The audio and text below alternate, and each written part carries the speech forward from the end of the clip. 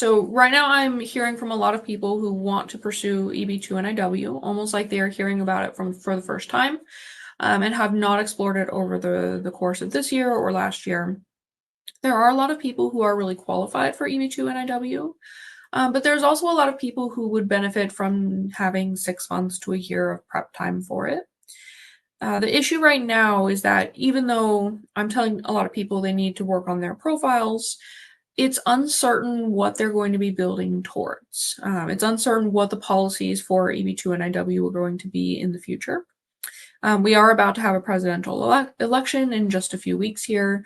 No matter what, we will end up with a new president, and they will, of course, have their own sets of priorities and policies. I do think that a lot of the NIWs that are strong now will continue to be strong, but if we get another Trump administration, the people he puts in charge of the agency traditionally want to limit immigration, and limit it significantly. They don't care whether it's high skilled, low skilled, humanitarian, investor. They want to limit all immigration.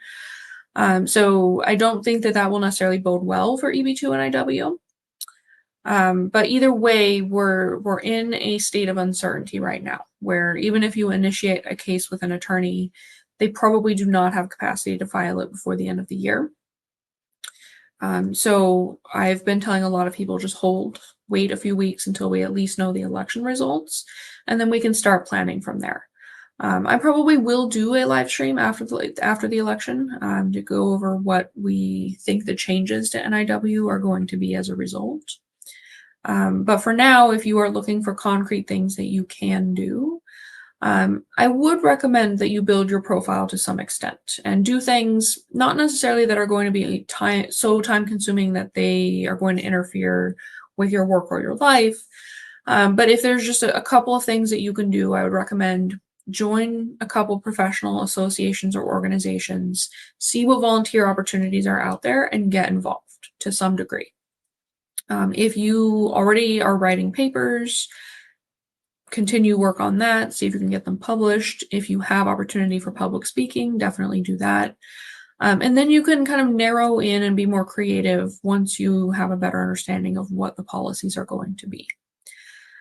As far as NIW cases where I think people should proceed now, you should proceed if you are in a really meritorious field like healthcare, cancer research, that kind of thing.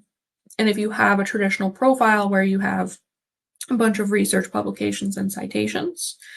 You could also proceed if you are a really high-level manager or executive or leader, even technical leader, even if you are an individual contributor, and you've obviously made huge impact on your industry, not just on your company, but on your industry. You can probably proceed with the EB-2 NIW now. But if you are not as involved in research or you aren't as advanced in your career, just take those couple of steps right now, and then we will continue to update you on what the policies are, what we expect them to shift into throughout the next several months.